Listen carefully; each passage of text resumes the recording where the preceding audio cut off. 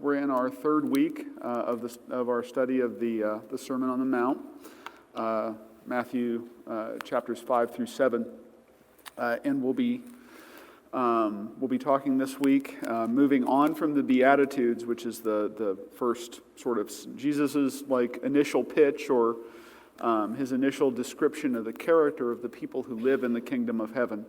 And into a discussion that Jesus gets into about what it means what his coming means for the law and the prophets. What is he doing to the Old Testament? And this is a theme we're going to develop over the next few weeks, but this is a critical passage for us to understand kind of how the Old Testament turns into the New. Matthew is where the Old Testament meets the New Testament. That's its purpose. There's a reason it's where it's at in the collection that we call the Bible. And it's because, especially this passage that we're reading right now, is where Jesus, he takes the law and he transforms it and fulfills it and makes it something new. And we're going to start to talk about that this week. And really get into it next week when we enter into what are called the antithesis. Those are the statements where Jesus says, you've heard it said that X, but I say Y, right? Always going beyond the requirements of what the law says. So just quick recap. As I said, we're on our third week. I think Dominic and I were just talking about this being kind of the center of what we believe. This 3-chapter section of Matthew is probably the most important passage in the New Testament and maybe the most important passage in the whole Bible. Augustine, who is an early church father, he said, the seeds of all our faith are contained in this sermon. That this is it. If you can understand this, you will understand what Jesus came to do and how he transformed the law into something that applies to all of us. So first week I gave you 4 Greek words that I won't go over again in detail, but they were the idea of blessedness or flourishing, right? Makarios, the idea of perfection or completeness, teleos. I guess I'm going over them. I said I wasn't going to, but I am. The kingdom of heaven, which is a central concept in Matthew. And then finally, what was the fourth one? Heart or center, cardia. Right, for the Greeks. Like for us, we think of, when we think it's in our brain and when we feel it's in our heart. But for them, the heart describes everything. All of that stuff happens inside of you and it's in your cardia. That's your heart and your mind combined. So a couple of conclusions from last week on the Beatitudes before we move into the new material. First, we talked about the audience that the Sermon on the Mount is addressed to. And there were a few different options that we went over. One we rejected very quickly, and that's one that was held by some of the early church fathers. That is, the Sermon on the Mount is really for spiritual athletes or really holy people like monks or priests or nuns, or right, it's for people who dedicate their lives to the preaching and teaching of the word. That's who it's for. Well, the text doesn't really hold that idea. If you read it, that doesn't make a lot of it. It doesn't say that, right? It says it's for everybody. The reason you would want to make it only for super holy people or people who think they're super holy is because then you don't have to do it, right? It's very difficult to do. So people have been striving for years and years to figure out how it doesn't apply to them. Second group that it could be for is people who are already saved, right? People who are already disciples of Jesus, and it's a call for them to build their character in a certain way. And then finally, it could be addressed to everybody. And I think the conclusion that makes the most sense, but perhaps is the most difficult for us to unpack, is it's for everybody. What I mean by that is this: you've heard me describe there's kind of 2 spectrums or 2 arrows, an axis, right? There's, are you saved or are you not, right? Saved, not. And there's, are you virtuous or are you not, right? Or are you not virtuous or are you virtuous? And we mainline evangelical modern Protestants, we spend a lot of time on this, right? Are you in or are you out, right?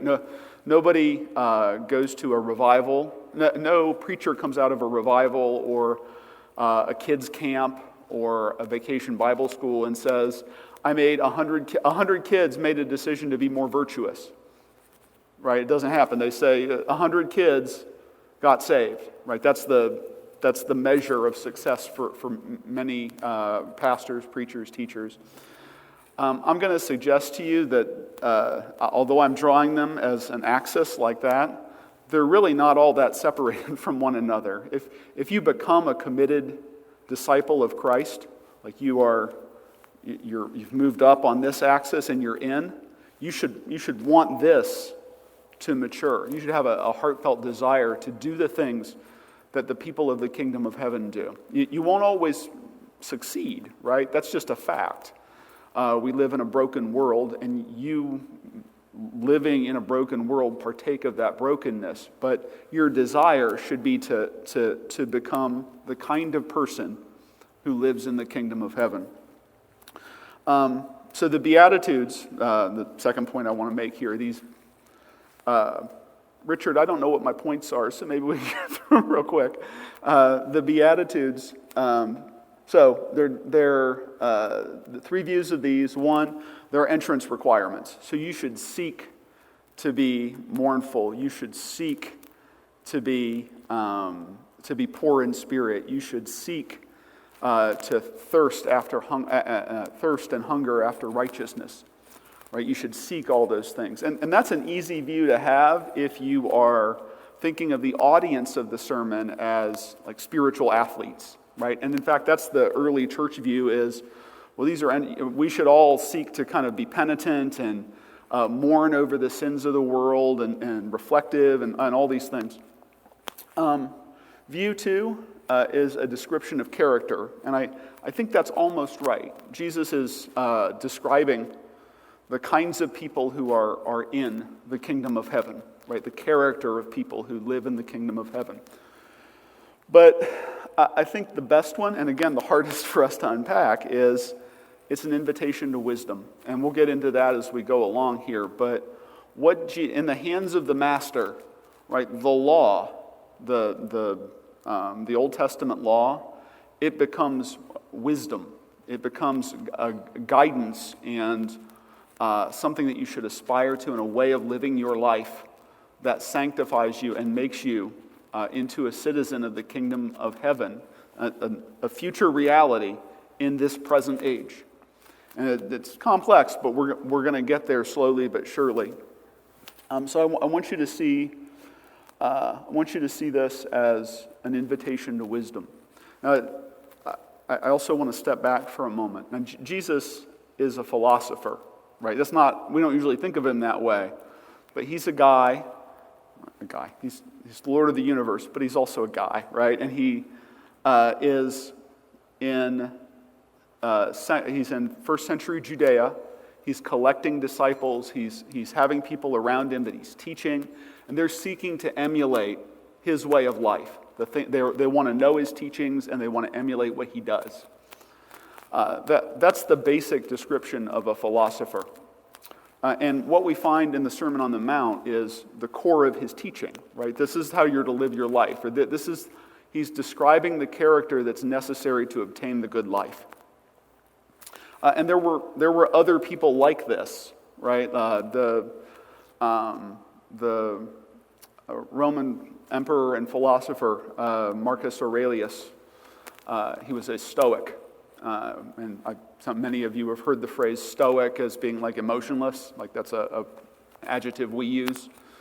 But there was a school of philosophy called Stoicism, and basically it centered around the idea that you are only hurt when you believe that you are hurt. So you should control and master your emotions.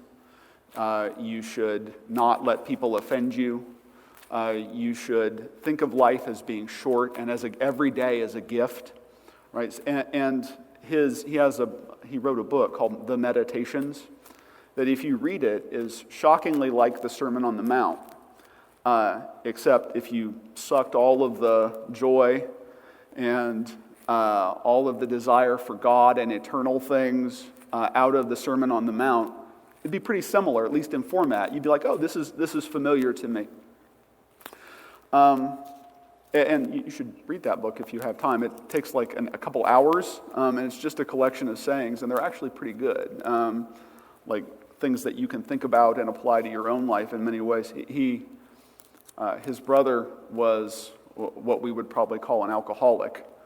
And at the beginning of the meditations, he writes, "To my grandfather who taught me X, to my wife who taught me Y." He goes through a list of things that people in his life taught him. And he says, "To my brother who taught me what not to do." I think that's pretty clever. Everybody has something to teach you is kind of the philosophy. So anyway, returning to what Jesus is doing here, he's inviting us to wisdom. He's inviting us to, in the Beatitudes, to become the kind of people that will live in the kingdom of heaven. So let's go past the Beatitudes. And I have to confess here, I'm using somebody else's Bible. I forgot mine, so I stole this one out of the Lost and Found. So it's not mine. And if I go slowly, you'll know why. Thank you to Christina C. Lopez, who received this on the 31st of October, 1999. So we're going to start with verse 13. Actually, let me say one last thing about the Beatitudes. The last couple of verses there are directed as followers. It says in verse 11, "Blessed are ye when men shall revile you and persecute you, shall say all manner of evil against you falsely for my sake. Rejoice and be exceeding glad, for great is your reward in heaven. For so persecuted they the prophets which were before you." Notice what he's saying.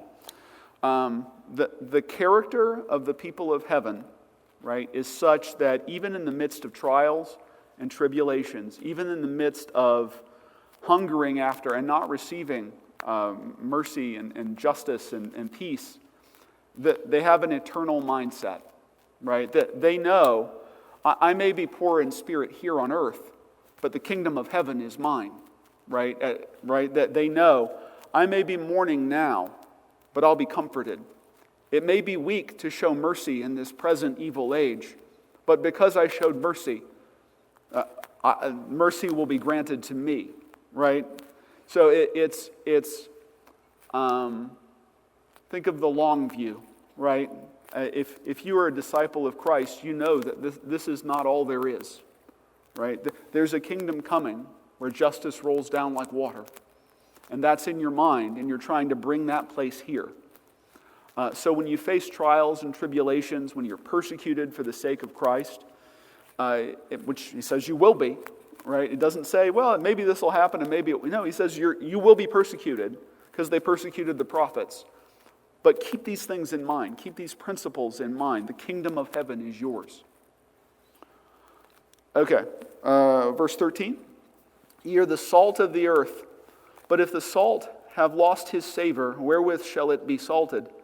It is thenceforth good for nothing, but to be cast out and to be trodden under foot of men. Ye are the light of the world. A city that is set on a hill cannot be hid. Neither do men light a candle and put it under a bushel, but on a candlestick, and it giveth light unto all that are in the house. Let your light so shine before men, that they may see your good works and glorify your Father which is in heaven. So, a couple things here. Your actions matter, right? Principle 1, your actions matter as a citizen of the kingdom of heaven. It's not just about your character, right? When you have the right character, when you have the virtues of the kingdom of heaven in mind, that will pour itself out in action. He says, right, that I love the three examples that he gives, right? He gives the example of salt, light, and a city. Right? And you notice two things about and I guess a fourth one, which is the lampstand, or the candle. Keep in mind, of those four examples, two of them, right? He says, a city on a hill cannot be hidden, right? And neither do men light a candle and then put it under a bushel, right, or in a basket, right? Because that'd be dumb, right? Why would you do that? That's not what a candle's for. And that's not what you're for as a disciple of Jesus, right? The idea is if you are one of his followers, if you are heeding the words of this sermon, you will yourself be compelled, right, to be open and to do good works in his name, right? To let your citizenship in the kingdom of heaven pour out of you like a running stream. People should see it. It should be a light that emanates from you. The proudest moments of my life so far, let's leave aside, obviously the day I got married, the day I had kids, all that stuff. The proudest I have ever been of my kids is when people approach me and say, man, your kids are different. They did something. Chloe, when she was a little kid, she won like the Good Citizenship Award one day. And I was like, well, why is that? And she was like in third grade or fourth grade, and somebody had pushed a kindergartner down. And she had gotten the kindergartner up and had like taken her to a teacher and cleaned her up and made sure she was okay. And I asked her what she did next, and she said, I went to look for the kid who hit her. And I said, well, why'd you do that? And she said, because that wasn't right. She didn't go beat the tar out of the kid or whatever, but it made me proud, right? Because the light of the kingdom burned within her, right? The desire for justice, the desire to make sure that didn't happen to somebody else, right? And at the time, she attributed that. She's like, well, we're Christians. We shouldn't let that. We shouldn't let things like that happen. That's the light that should burn within us. The other metaphor here of salt is interesting for a bunch of different reasons, partially because nobody knows quite what it means. It could just be salt. And if you think about salt in the ancient world, it was almost as important as water. Do you want meat that's more than 30 minutes old? You better have some salt on hand because otherwise you can't preserve it, right? That's how they, in an age without ice boxes or refrigerators or Yeti coolers or whatever, they salted their meat in order to preserve it. So it's a preservative. It cleans and cleanses, right? It makes things clean that weren't clean before, and it tastes good, right? It has savor to it. One of the explanations that I read, which I don't know that I quite believe, is that, right, because it's not really possible for salt to lose its savor, right? Salt's a rock, so you can't use up its flavor. You can ingest it, I guess. But there's speculation that salt is a reference to manganese, which is a chemical, like a chemical compound that you throw into fire, and it causes the fire to come up brighter. It burns off very quickly. Kind of like the liquid stuff I put all over the campfire because I'm too lazy to, right? It makes it burn more quickly. And that can lose its potency, right? It can get old or break down and not be useful anymore.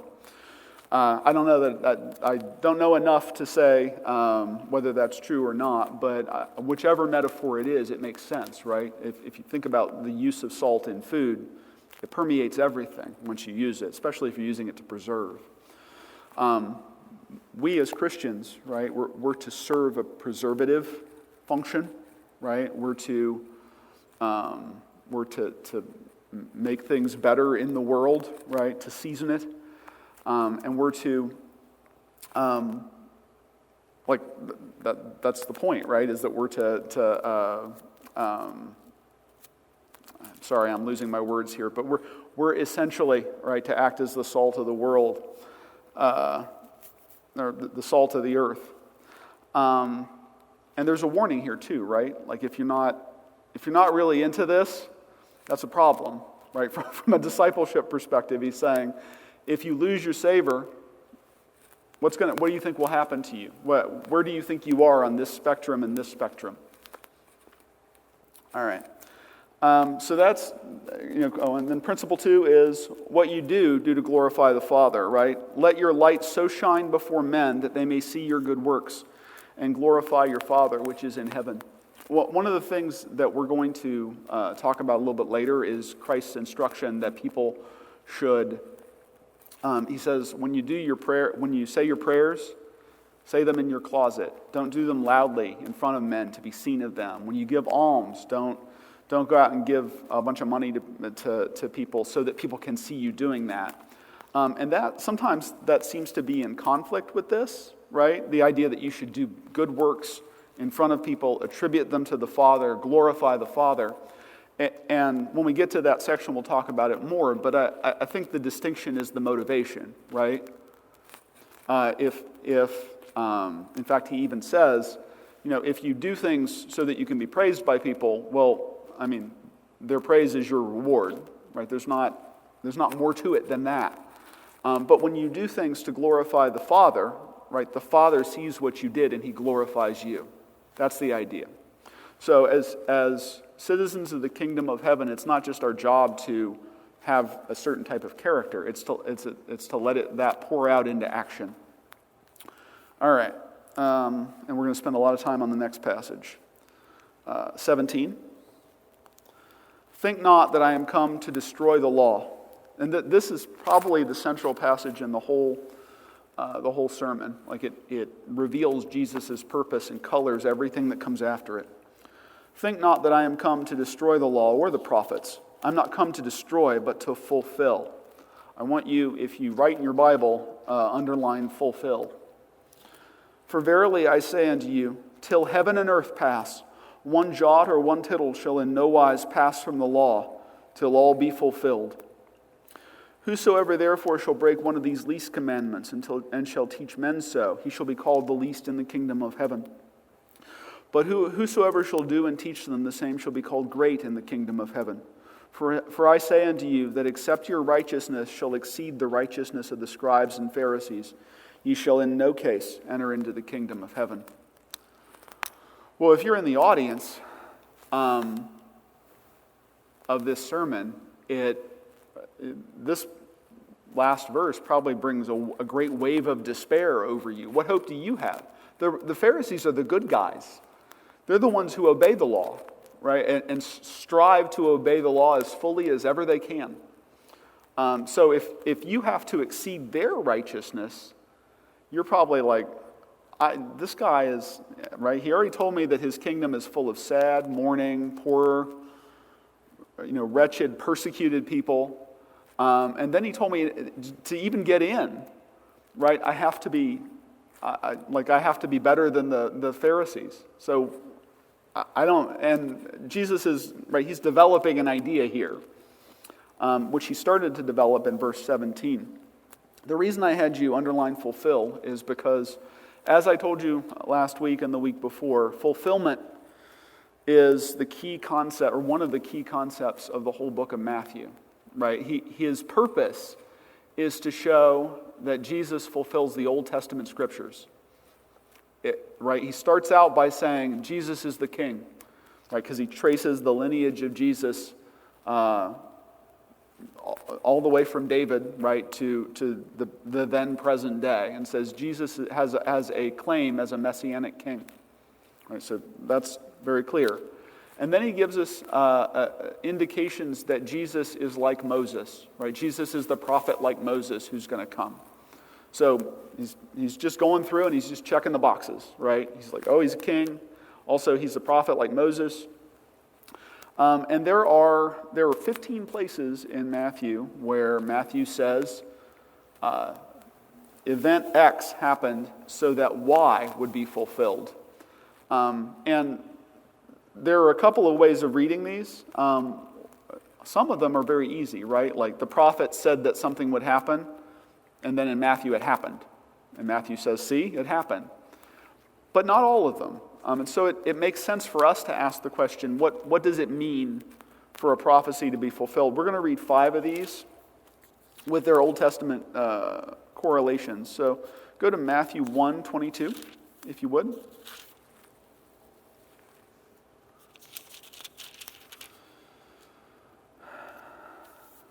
And actually, I'm sorry, Richard, I'm going to read just a bit up there.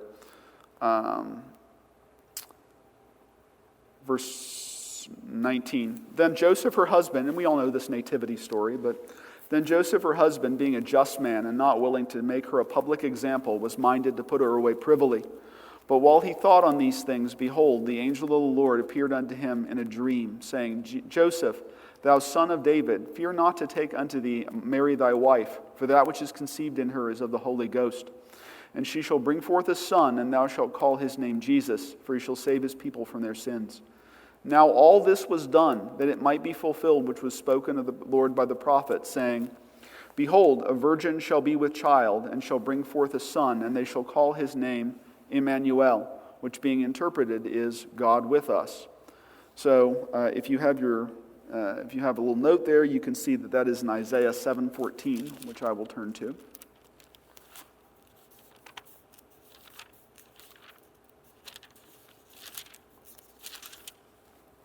This is Isaiah delivering a message to the king, or to Ahaz, who's the king of Judea, and he says, 7:14.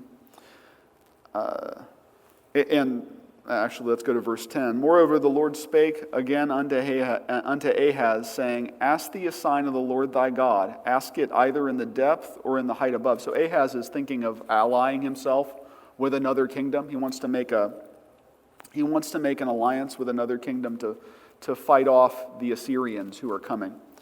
And the Lord speaks to Ahaz through Isaiah and says, ask for a sign and God will give it, and God will show you.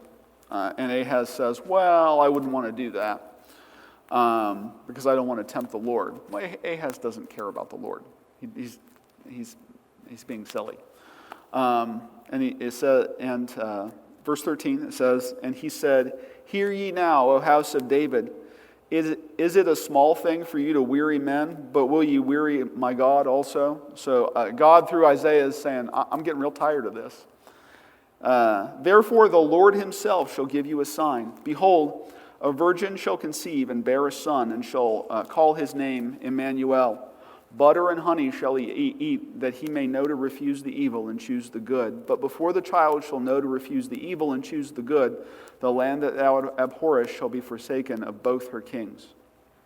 So it's an indication to Ahaz that a child will be born. Before that child can grow all the way up, the two kings that you're afraid of, they'll both be dead. Right? So this is a specific prophecy for Ahaz.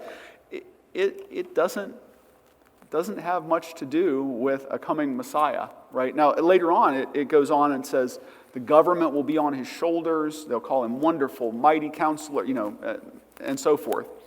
And so you get the sense that it is something different than just a prophecy to Ahaz.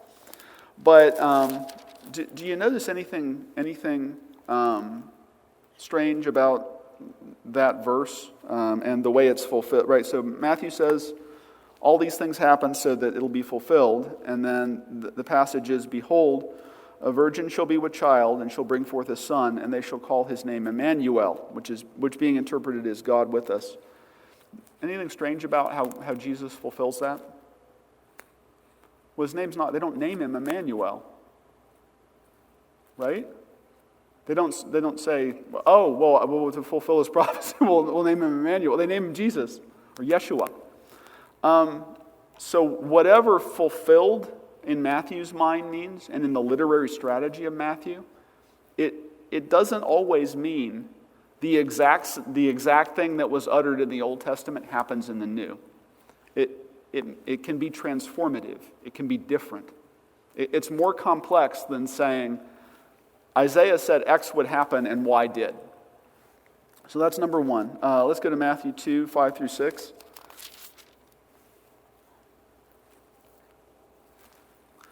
And they said unto him in Bethlehem, and when he had gathered all the chief priests and scribes, this is the verse before, of the people together, he demanded of them where Christ should be born. This is Herod. And they said unto him, in Bethlehem of Judea, for thus it is written by the prophet, and thou, Bethlehem, in the land of Judah, are not the least among the princes of Judah, for out of thee shall come a governor that shall rule my people Israel. And that's from Micah 5:2. We're not going to turn to it, although Richard can probably display it. It says the exact thing I just read.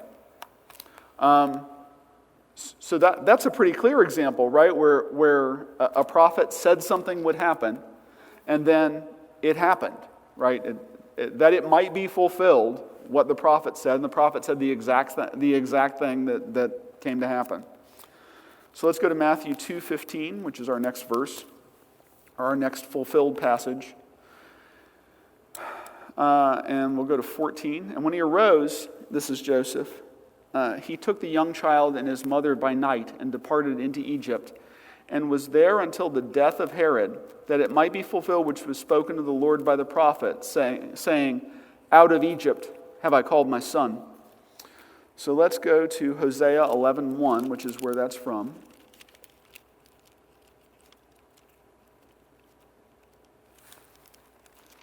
When Israel was a child, then I loved him and called my son out of Egypt. Well, is that about Jesus? Is that a prediction about Jesus?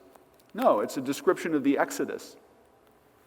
Right? So Jesus is in this he's fulfilling this prophecy by standing in the place of Israel. Right? It's figurative. It's not literal. Matthew 2:16, the next verse, says, then Herod, when he saw that he was mocked of the wise men, was exceeding wroth, and sent forth and slew all the children that were in Bethlehem, and in all the coasts thereof, from 2 years old and under, according to the time which he had diligently inquired of the wise men. Then was fulfilled that which was spoken by Jeremiah the prophet. In Ramah was there a voice heard, lamentation and weeping and great mourning, Rachel weeping for her children, and would not be comforted, because they are not.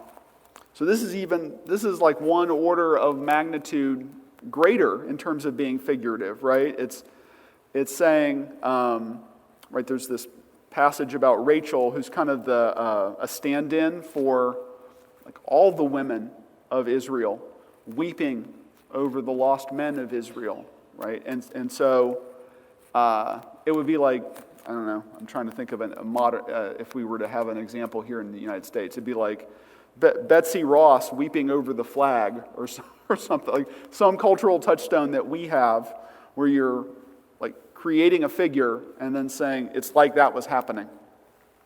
So even more complex, or even higher level in terms of how this passage fulfills the Old Testament. And then finally, Matthew 2:23. And this one says, and he came and dwelt in a city called Nazareth, that it might be fulfilled which was spoken by the prophets, he shall be called a Nazarene. This does not appear anywhere in the Old, that phrase or any variation of it do not appear anywhere in the Old Testament. He shall be called a Nazarene. So we don't know what necessarily 100% what Matthew was talking about. There is one possibility. If you can go to Isaiah 1:11, it says, and there shall come forth a rod out of the stem of Jesse, and a branch shall grow out of his roots. The word for branch is Nazar. Nazareth means something like city of sticks, or stick town, something like that. And so the thought is, it can, right, that verse, right, where it talks about a branch coming out of the stump of Jesse, right, the remnants of the line of the kings, that's a reference to Nazareth. But nowhere does the phrase, he shall be called a Nazarene, nowhere does that appear in the Old Testament or anywhere else in our Bible. So people have wondered for years, what What does it mean that this fulfills this thing we can't find? So I want you to hold in your mind as we go through the antithesis next week and as we start to talk about what it means for Christ to have, right? He says he didn't come to get rid of the law and the prophets. He came to fulfill them. Well, that fulfill is a very complicated concept in Matthew. It means more than I came to fulfill some prophecy about the law, right? He came, and here's what I think it means, or what I will propose that it means, and then we will study to it in the next few weeks. What it means is he came to deepen them and transform them into something new. The law is not abrogated. It's not gone. It doesn't disappear because Jesus came. That's not what he came to do. In fact, he says, not one stroke of the pen will disappear until everything is fulfilled. Till the end of time, the law will remain. The law is obligatory. And then you might say, well, okay, Jesus, but what about grace and love and what you did on the cross? And he's transforming the law into something we can live by, something that shapes our character as citizens of the kingdom of heaven. For the Old Testament, and we're going to study this a whole lot more in the weeks to come, Paul understood this. He writes in Galatians 3:23, right, and he's confronting people who they are new Christians, and these Judaizing forces, that's the scholars call them Judaizers, his opponents at the church in Galatia. They are people who want Christianity to be fundamentally more Jewish, fundamentally more legal. That's what they want. And so they're teaching the people in Galatia all about this. They're saying, you have to follow the law, you got to eat kosher, you got to do all, And Paul is giving an explanation of why the law continues to exist, but is covered by Christ's grace, right? And he said, the question is, well, why did the law exist at all? And he answers that by saying, the law was your schoolmaster. In Greek, it's pedagogos, right? A pedagogos was a slave that you would hire, an educated slave that you would hire as a householder who would get your kids up and teach them and kind of be responsible. Wouldn't that be nice? Not to have a slave, but to have somebody responsible for your kids that you don't have to deal with, right? But that person was in charge of your kids. You were not. You had discharged your duty to your children by purchasing a slave that would do these things, and typically they could read and write in several languages. They were very intelligent people, and they would tutor your kids for you. That was their whole existence. Alexander the Great, his tutor was Aristotle, who's the philosopher.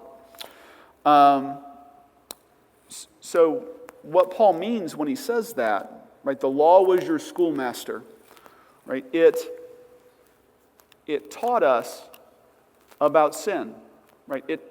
By observing the law, you could understand the character that God wanted. But observance of the law was never enough in itself. We're going to get into this next week, but if we were to go back to Isaiah, you would see that God's main complaint against the children of Israel isn't, you're not following the law.